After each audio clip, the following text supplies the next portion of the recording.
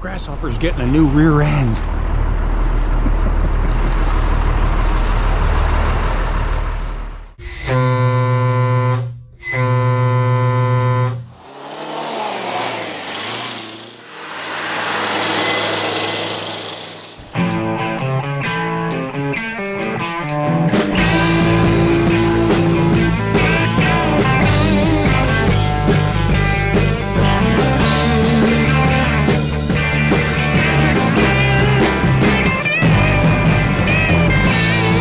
Gears in a 9-speed hood, I'd pull it in if I knew I could. The old truck stop's been gone a long time, so kick it in the rear and put the hammer down. Put this show on the road, shall we? 18 wheels just laying it down, and you can hear that humming sound. Pouring coal from a bright chrome stack, riding soft like a Cadillac. It's my life, it's my love, it's my Peterbilt 359. Welcome. I'm watching you guys. Welcome back to the channel. Dane Scott, Dane Scott's Truckers Lounge. Finally getting some more color on here today. I just love that green. Love it, love it, love it. Still got to put the clear on yet, but then the lighter green will come down in here. And let's see, and this will be a stripe right here that's lighter green, and then the dark green starts again. So yeah, finally. And of course I gotta open some doors, get the fan going, get some of this stuff out of here. So stick around town.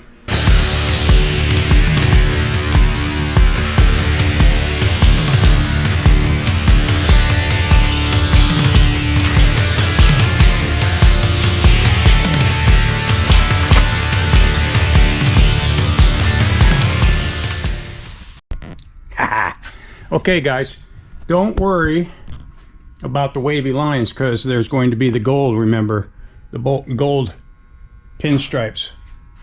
We'll take care of that. I just wanted to make sure I got masked somewhere in the you know, the area where it was before. So that'll be covered, and it'll be straight.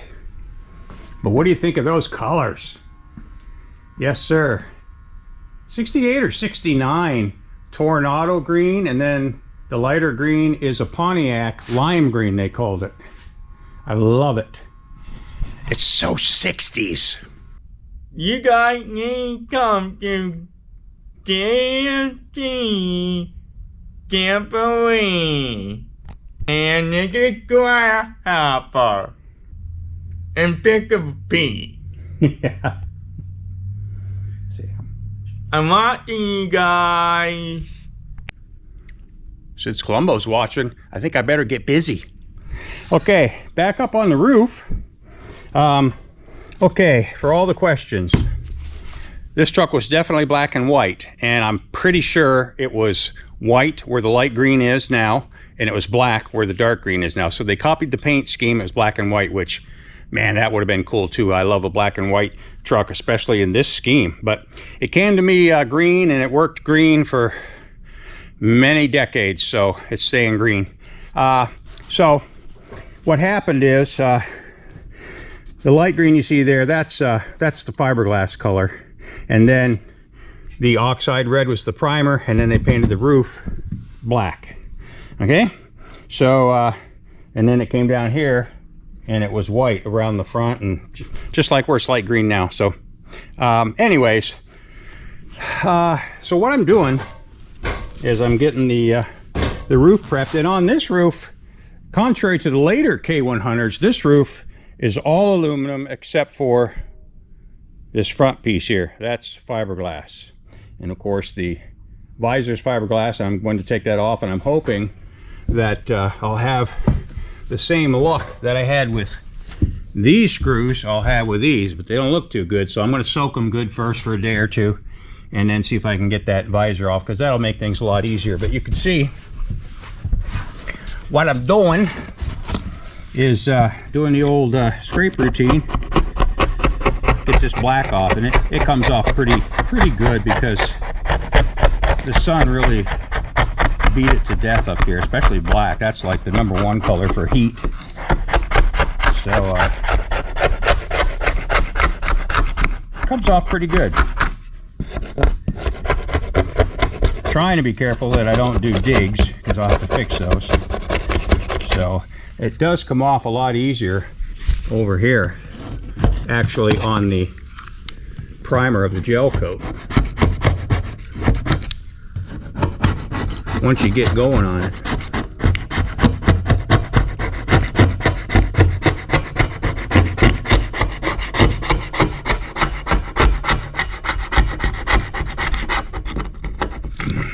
Actually, if I hold it like this, it really does good. Yep. So that's what my day consists of. This episode is brought to you by Billy Parker, GMC and Detroit Diesel Restorations from Norwood, North Carolina.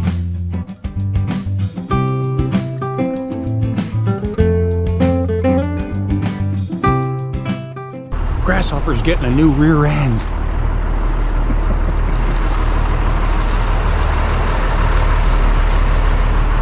And Wayne's getting another general cab. Getting some goodie parts off of this for his general. There's a second air cleaner he needs, cab mounts, all kinds of goodies on there. From Junior's. You guys got to go to Cleveland and get your stuff. Junior's got all kinds of stuff.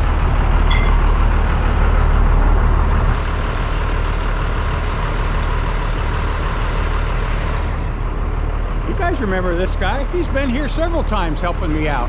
And I did his graphics for him. The 1985 Mac Ecodyne. Love it.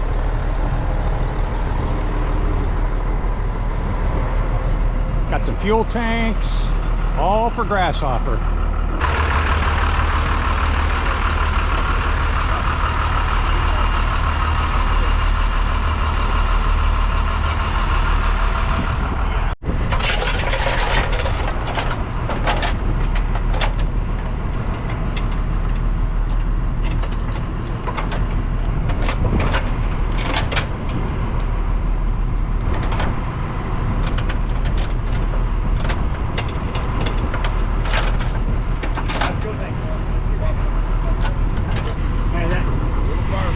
Just when you lift it a little, it'll come out if you want it out of there. Drive shaft's not just laying on, it's gonna flop down in bed. That tail shaft piece right there. That. Yes, that should be good, right? Yeah. Alright. Yeah, no, I think we're fine.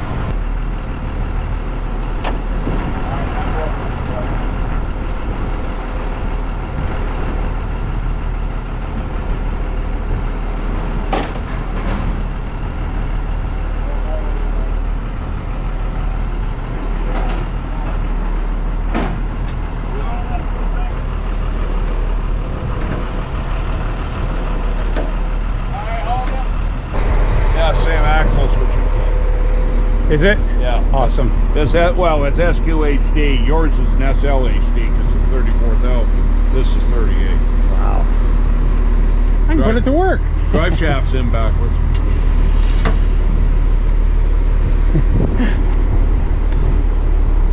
Hey, even got an air dryer on it. Nice rubber. Yeah, we'll put that on the files then. Okay. Well,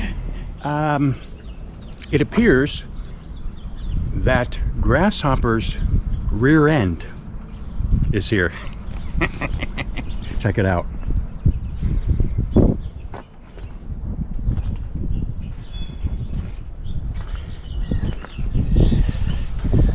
So Grasshopper is going to be a Ken built or a Peterworth, whichever you prefer. This is from an early 70s 352 Pete, 38,000 rears. Rubber's excellent. brakes are excellent. There's lots on them.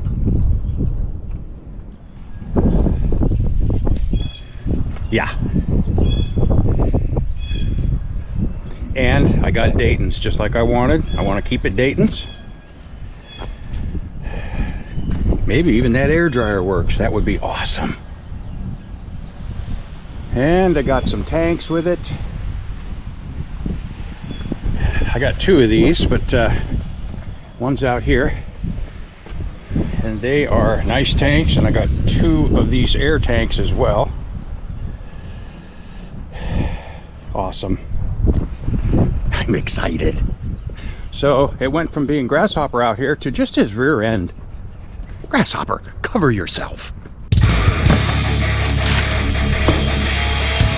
This video is brought to you by BRUNT, transforming high-performance workwear.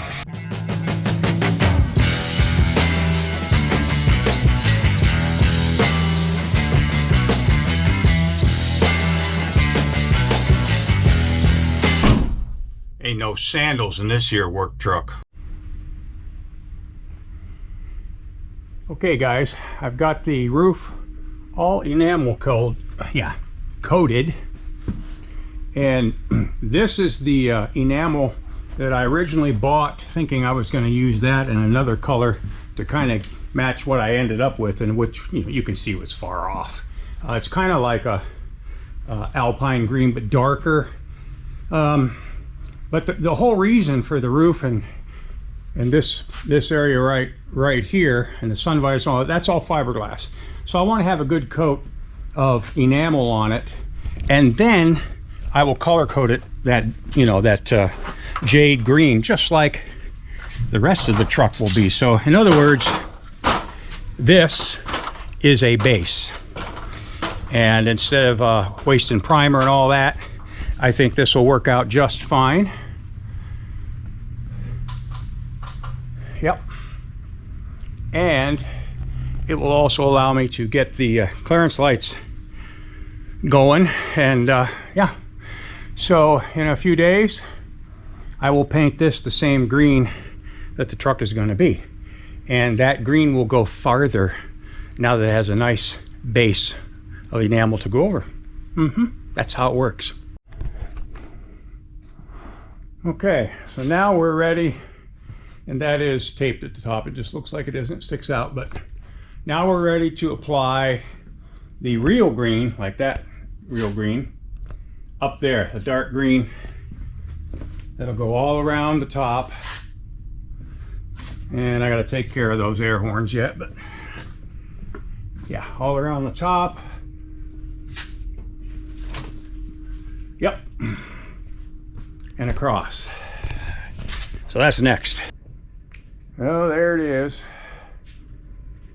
With the right green on it and clear. It's really hard to get that clear on fast enough. I mean, because it's fast drying. I mean, my goodness. And then if it dries, then you got to worry about getting overspray, which I can see it up there on the roof line. Okay, so it's the next morning, and I cut a little hole out of the plastic, just what I needed for the door to get primed before I paint everything green. That door really needed attention, so I had to prime it. So that's what I did. I just come in with a real sharp X-Acto knife and just came down along that edge and cut it, and then taped it down, and I made like a flap so I can bring that flap back down and make it a solid piece of plastic when I need to. Today we'll be putting green on the door, so that's got to dry for a couple hours. I'll let it dry, I'll sand it 400, and then we'll start painting more green. So there's the dark green and clear, and then I'll have to wait probably 2 days before I mask off for the light green. Want that to get nice and dry, so I'm not going to rush it, but the light green will continue around the front there, and of course that stripe will continue and down on the front. Okay, so mail call this morning. let's see what we got here. This is from Russell Spawn. If you remember Russ, I showed his brown K100 a few videos back under Scriber Rides. It's killer. He's had it for a long time. He knows all the information about it from the time it came from the factory, and he's a ATHS regional president, and this is what he had to say. Watching your channel is a part of my normal Sunday routine at my house. I think what you're doing in your videos is exactly what so many others are doing in this hobby. Working with friends, searching the salvage yards, and restoring as much as we can ourselves. Thanks for sharing and providing so much inspiration for others. It really shows your love for the glory days of the trucking industry and the way it used to be. Yes! Thanks for all the great ATHS, American Truck Historical Society coverage too. Hopefully someday our paths will cross. And here are a few goodies in appreciation. All right, Russ, thank you. He sent me some awesome cards, and he said these were trucks that his dad used to own. Look at that. That's old school K100 at its best. Look at this. This is a Emeryville. Man, that's beautiful. That is just so cool. Look at that trailer. The old Thermal King unit on it. Man, I love it. Here's another Emeryville. His dad must have liked the Emeryvilles. You guys that like them, I know there's a lot of you out there. So cool. And he sent a ATHS sticker and his card and an ATHS hat. Oh yeah. Well, we gotta get sporting that sucker right now. Yeah. All right. What do you think? Oh yeah, that's my favorite color, blue. I know you guys think green's my favorite color, but it's like my second favorite color. It didn't used to be, but since so many of my trucks end up being green, now I like it. All right, what else we got here? Okay, this is from Tyler Campbell. He's got Tyler's Collectibles. If you recall, he sent me a bunch of little trucks and whatnot. And look at this Labatt's restoration truck here.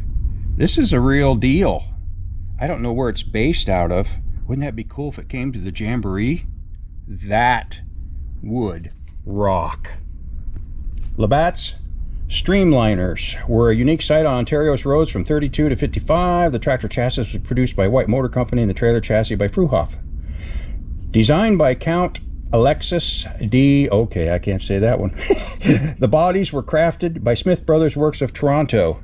Joe Scott, together with his brother Bob of London, took up the arduous task of restoring this famous streamliner for the Labatt Brewing Company, and their skill, along with 7 years of dedication to minute detail, have seen this beautiful legend return to mint.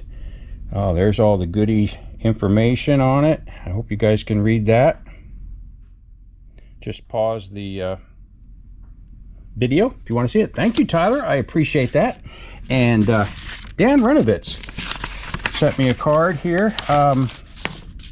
He said that Dean's shop, in business over 50 years, has been the go-to place for serious frame and body repairs, starting in Cleveland, and was Warner Road for a while also. Apparently, Penske became his chief customer, and the business transferred this last year, 2023.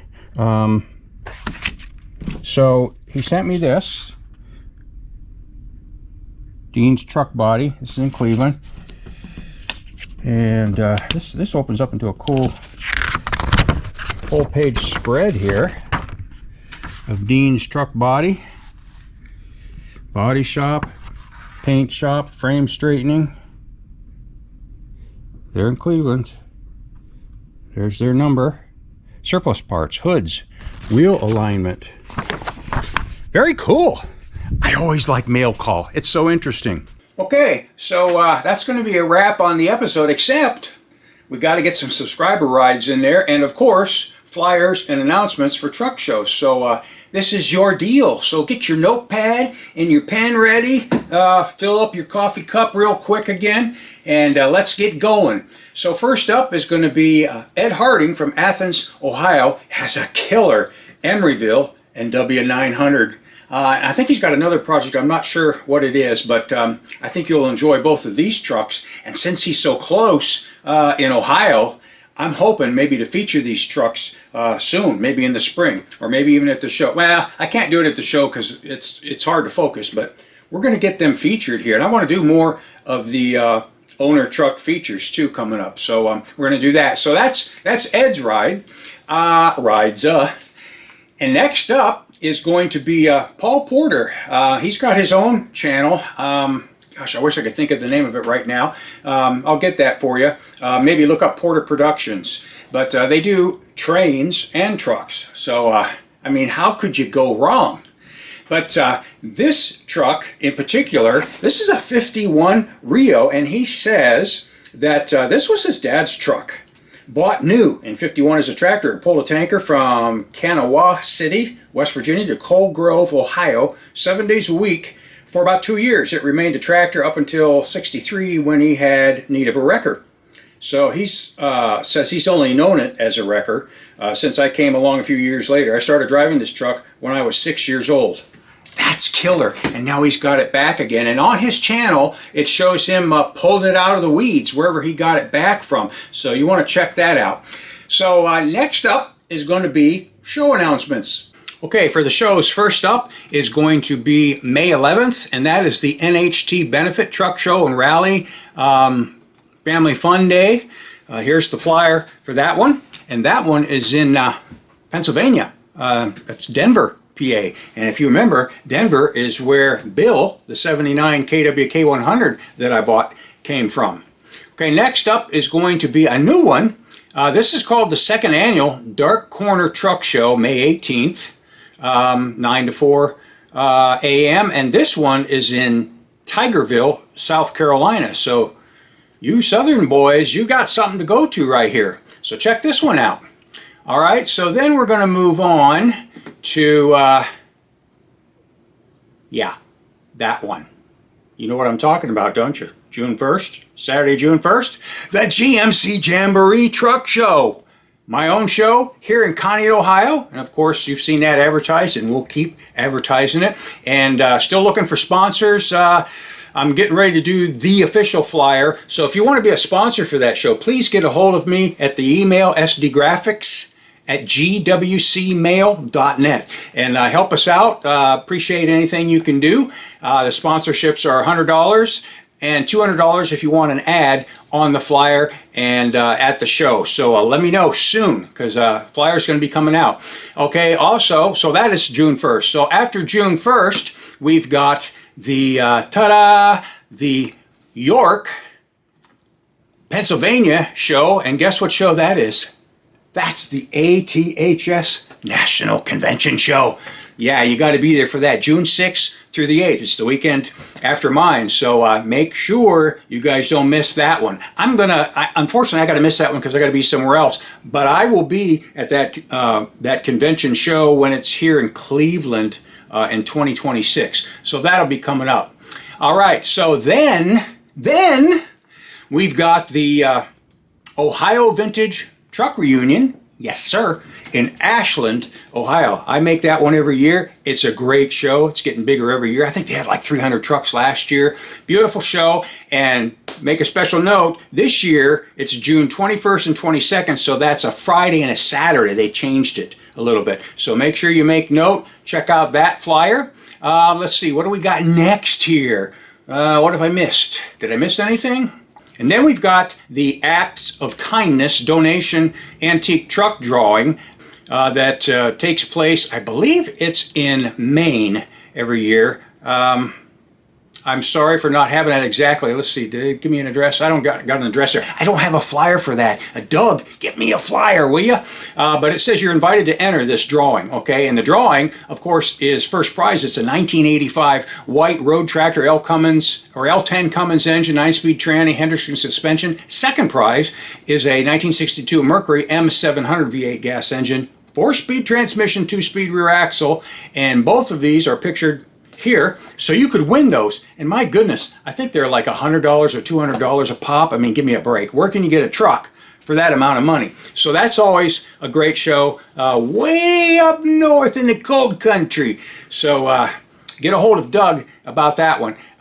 So I think the next one would be, and I don't have a date for this, but mark your calendars in July. Usually the middle of July is the Class 8 on the Lake truck show at Geneva, Ohio, the Geneva State Park. So you want to look at that one. And then the Tri-Vista show is coming up, and that's, I think it's the 17th of August. Don't have a flyer, but they have a Facebook page that you can go to. So look on Facebook, Tri-Vista Truck Show, and they've got a killer video from last year's show on their Facebook page. So then I think the only other one around here would be the Dying Breed Diesels show, which is usually the second weekend in October. Don't have that date either yet, but it's right around there.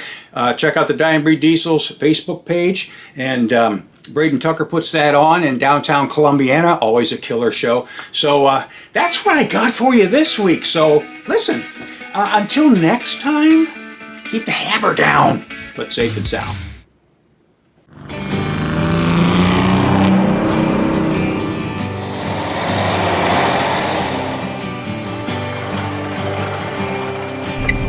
Ready to rock there, Columbo? Yeah, thank you.